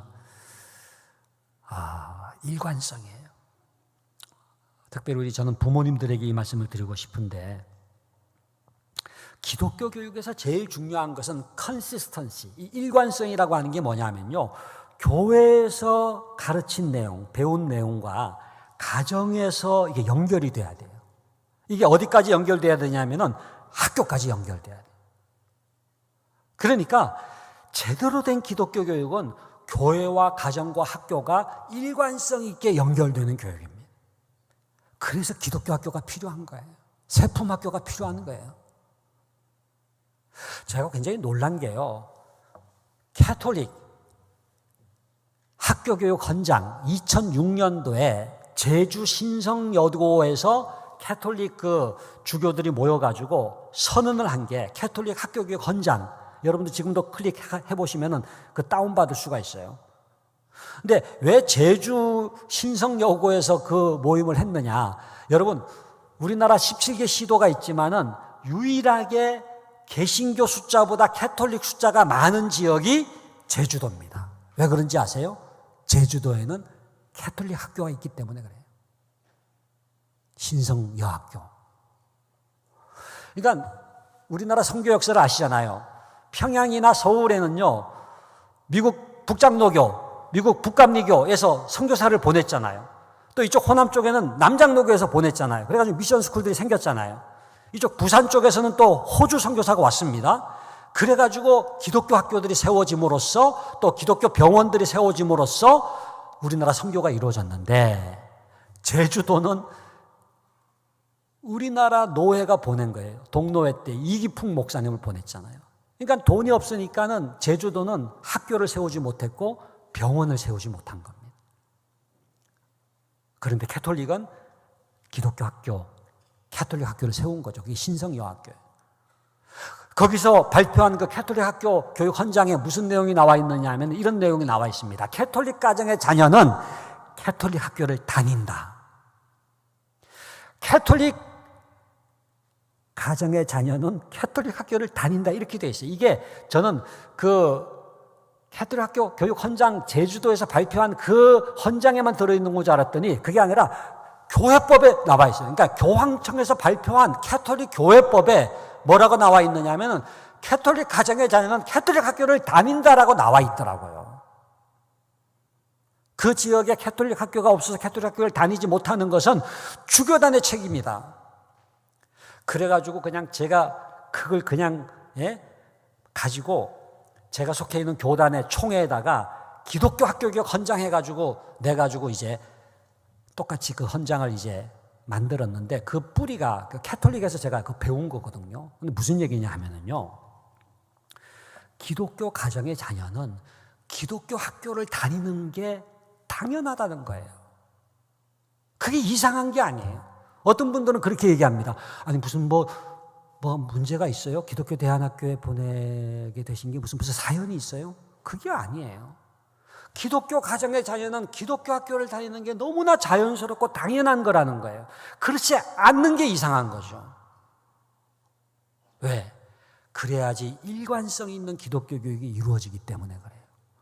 혹시 우리 광주은광교회 우리 자녀들, 학령기 자녀를 두면서도 그냥 세품학교에 보내지 않는 분들은 한번 진지하게 고려를 해보시면 좋겠습니다.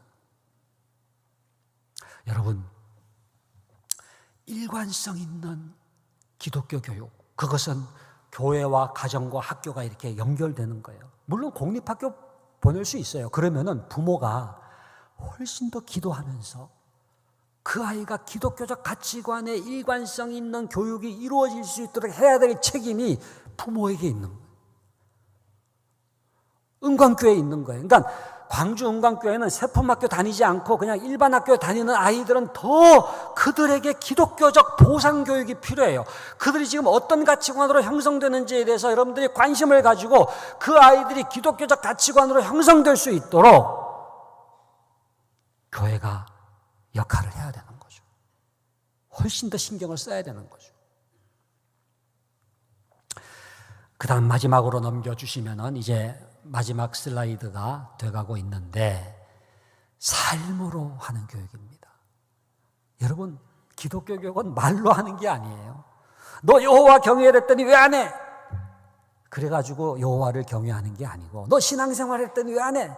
해가지고 신앙생활 하는 게 아니고, 부모가 그런 삶을 살아야 돼요. 선생님이 그런 삶의 본을 보여야 돼요. 그러니까 사실은 자녀 교육도 마찬가지고 우리 기독교 학교 교육도 마찬가지고 아이들을 앞에 놓고 하는 게 교육이라고 생각하지만 사실은 자기와의 싸움이에요. 내가 정말로 내가 믿느냐? 내가 주님을 따라가느냐? 부족하지만 내가 주님을 닮아가고 내가 먼저 여호와를 경외하는 그 뒷모습이 자녀에게 새겨지는 거거든요. 여러분, 완벽한 부모가 어디 있습니까? 다 우리가 부족하죠. 다 실수가 많죠. 자녀들도 완벽한 부모를 원하는 게 아니에요. 부족함이 있어요. 그러나 부족하지만 그래도 일어나서 주님을 닮아가려고 하는 그 부모의 뒷모습이 자녀들에게 아름답게 새겨지게 되는 거예요.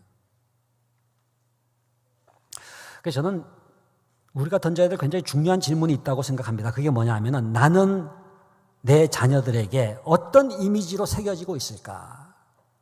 이건 부모만이 아니라 우리 선생님들도 마찬가지예요.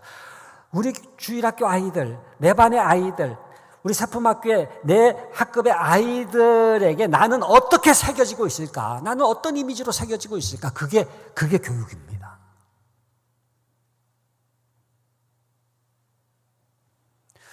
여러분, 아버지, 어머니 그러면 돌아가셨던 생존에 계시던 어떤 이미지가 떠오르잖아요. 그죠? 근데 그때 그 떠오르는 이미지가 뭔가 사랑의 이미지, 신앙의 이미지, 경건의 이미지, 주님을 생각나게 하는 이미지가 될 때 그 아이는 신앙적인 영향을 받게 되는 거예요. 여러분, 우리가 잘 아는 찬송가 199장 나의 사랑하는 책이라고 되어 있지만 사실 그 윌리엄스 목사님이 지은 찬송가인데 원래 제목은 My Mother's Bible이에요. 나의 어머니의 성경책이에요. 근데 뭐예요?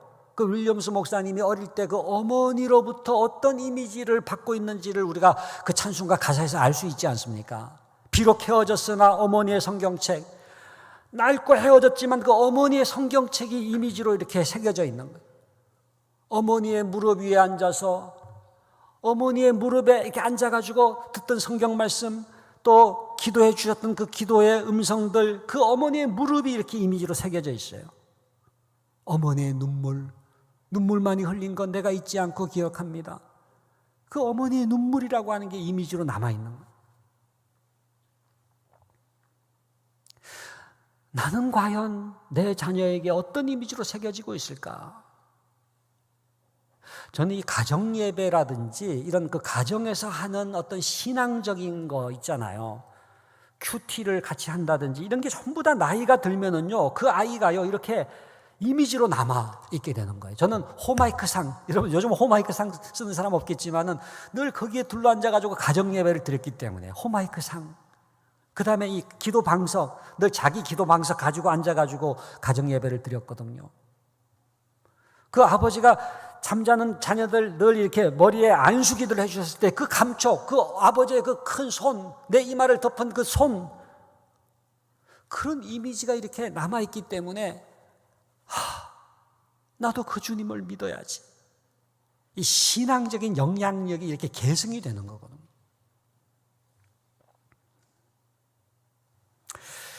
마지막에 슬라이드 보시면은 그 관계 구조가 나오는데, 우리가 부모든 교사든 우리가 맺고 있는 어떤 사람들과의 관계가 있지 않습니까? 부모가 지금 가운데 있다면은, 여러분 부모가 자녀를 직접 만나면 짜증이 나잖아요. 그래가지고 우리가 학원비를 부모 안심료라 그러더라고요. 잠깐 안 보게 해준다는. 안 보면 마음이 안심이 되니까. 그런데 그 자녀를 그냥 직접 보는 게 아니라 하나님의 눈으로 봐야 돼요. 직각삼각형이 중요합니다. 그러니까 가장 중요한 관계는 부모 자신과 하나님과의 관계, 교사 자신과 하나님과의 관계. 하나님의 눈으로 아이를 보고, 부모는 하나님의 눈으로 또 선생님을 봐야 돼요. 선생님은 하나님의 눈으로 부모를 봐야 돼요. 그리고 교과를 보고 세계를 보고 미래를 보는 거죠. 우리가 그냥 부모님들이 옆집 아줌마를 보면 휘둘리잖아요. 한국 교육은 옆집 아줌마가 지배한다 그러지 않습니까? 그래서 이웃은 사랑하되 옆집 아줌마는 멀리하라, 그런 이제 말이 있는데, 하나님의 눈으로 옆집 아줌마를 봐야 돼요. 그래서 오히려 그 옆집 아줌마에게 휘둘리는 게 아니라 그 옆집 아줌마를 예수 믿는 어머니로 변화시켜야 될 사명이 있죠. 여러분 마음 카페 같은 데 들어가 보면 막 정신이 없잖아요. 거기서 엄청난 세속적인 자녀 교육, 그런 그 영향력이 막 팽배하지 않습니까? 하나님의 눈으로. 그래서 제일 중요한 거는 부모의 신앙입니다. 하나님과의 관계, quiet 타임이에요. 하나님과의 친밀한 교제. 선생님도 마찬가지입니다. 지성소가 있어야 돼요. 선생님이 하나님의 임재 속에 있는 게, 그게 기독교 교육이에요. 그래서 다시 한번 주님의 임재 속에 들어가서 하나님과의 관계가 정립되고, 그 하나님의 눈으로 아이를 바라보고, 다른 부모를 바라보고, 교사를 바라보고, 교육을 바라볼 수 있기를 간절히 바랍니다. 그래서 지금도 가장 교육에 앞서가 나가고 있는 교회고, 또 우리 세품학교고, 또 우리 사랑하는 가정이지만은, 하나님 다시금 하나님이 원하시는 하나님의 교육을 하기를 원합니다. 여경지근의 교육을 하기를 원합니다. 오늘 두 가지 말씀, 여호와를 경외하는 것이 지식의 근본이거늘 신앙, 태도, 학업, 그 그림을 마음에 새기시고요. 그리고 예수께서 나오사 큰 무리를 보시고 그 목자 없는 양 같음으로 인하여 불쌍히 여기사 이에 여러 가지로 가르치시더라. 이 구절을 두 부분으로 나눈다면 이에 여러 가지로 가르치시더라가 후반부고, 전반부는 불쌍히 여기사예요. 특별히 우리 교사 여러분들에게 말씀을 드리고 싶은 것은, 예수님도 여러 가지로 가르치셨습니다. 한 번으로 끝내신 게 아니에요. 이에 여러 가지로 가르치시더라. 이렇게도 가르치시고 저렇게도 가르치시고, 공중나는 새를 보라고 말씀하시기도 하시고, 들에 핀 백합화를 보라고 말씀하시기도 하시고, 때로는 질문법을 쓰기도 하시고 비유법을 쓰기도 하시고, 이 모양 저 모양으로 가르칠 수밖에 없었던 것은 뭐예요? 불쌍히 여기사. 너무너무 불쌍하니까. 그러니까 이 불쌍히 여기사하고 이렇게 연결된 단어가 이해라는 단어입니다. 불쌍히 여기사 이해 여러 가지로 가르치시더라. 그러니까 불쌍히 여기셨더라 이렇게 끝나는 법이 없어요. 불쌍히 여겼다면은 이해가 따라 나와야 돼요. 실천이 따라 나와야 되죠. 현장이 따라 나와야 되죠. 우리 사랑하는 모든 은광교회 우리 선생님들, 또 우리 부모님들, 또 세품학교 우리 모든 선생님들은 불쌍히 여기사 이해 여러 가지로 가르칠 수 있기를 간절히 바랍니다. 기도하겠습니다. 아버지 하나님 감사합니다. 주님 사랑하시는 광주은광교회 우리 교회학교 교사들, 또 우리 부모님들, 또 세품학교 우리 선생님들 이렇게 한자리에 모여서 함께 하나님의 말씀을 청종할 수 있게 해주신 것 감사를 드립니다. 오 주님, 저희가 하나님의 교육을 하기를 원합니다. 하나님의 원리대로 자녀를 양육하기를 원하고 학생들을 가르치기를 원합니다. 주여, 저희를 불쌍히 여겨 주시옵소서. 우리가 어떤 불쌍히 여김을 받은 존재인지를 깨닫게 하여 주시옵소서. 우리가 1만 달란트 탕감받은 자인데 어떻게 100데나리온 빚진 자를 용서 못하겠습니까? 다시금 주님의 그 한량 없으신 불쌍히 여기심, 그 구속의 은총 속에 잠길 수 있게 하여 주셔서 이제는 우리가 누군가를 불쌍히 여기고 누군가를 변화시키는 사명 감당케 하여 주시옵소서. 여호와를 경외하는 것이 지식의 근본인 것을 믿습니다. 신앙이 태도를 변화시키고 태도가 학업을 변화시키는 이 하나님의 교육 원리가 우리의 삶 속에 그대로 실현될 수 있도록 은혜를 베풀어 주시옵소서. 예수 그리스도의 이름으로 기도하옵나이다. 아멘. 예, 우리 교수님께 우리 감사의 박수 열광해 주신 교수님 감사합니다. 감사합니다. 우리 또 오늘 이 귀한 시간을 허락해 주신 우리 하나님께 감사와 영광의 박수 올려드리겠습니다. 주님 감사합니다. 예, 여러분 늦은 시간까지 끝까지 함께 해주셔서 정말 감사합니다. 이제 모든 시간은 마치고요. 우리 서로 주변에 있는 분들 한번 인사하면 좋겠는데, 너는 특별해. 이번에 주제죠. You are special. 우리 주변에 한번 보시면서 You are special 한번 인사하시겠습니다. You are special. You are special. 아까 어떤 분이 왜 유아부만 스페셜이냐, 유치부도 좀 스페셜하게 해달라는 그런 말씀을 하셔서 내년에는 유치 스페셜로 이렇게 준비하도록 그렇게 하겠습니다. 이제 모든 시간은 다 마쳤고요. 여러분 주변에 있는 음식 드셨던 휴지들, 쓰레기들 다 챙기셔서 조심해서 돌아가시고 내일 또 교회에서 뵙도록 하겠습니다. 안녕히 들어가십시오. 감사합니다. 감사합니다. 네, 우리 교육자들 앞에 정리하는 것 좀 도와주시고요. 예, 우리 교수님 좀 누가 한 분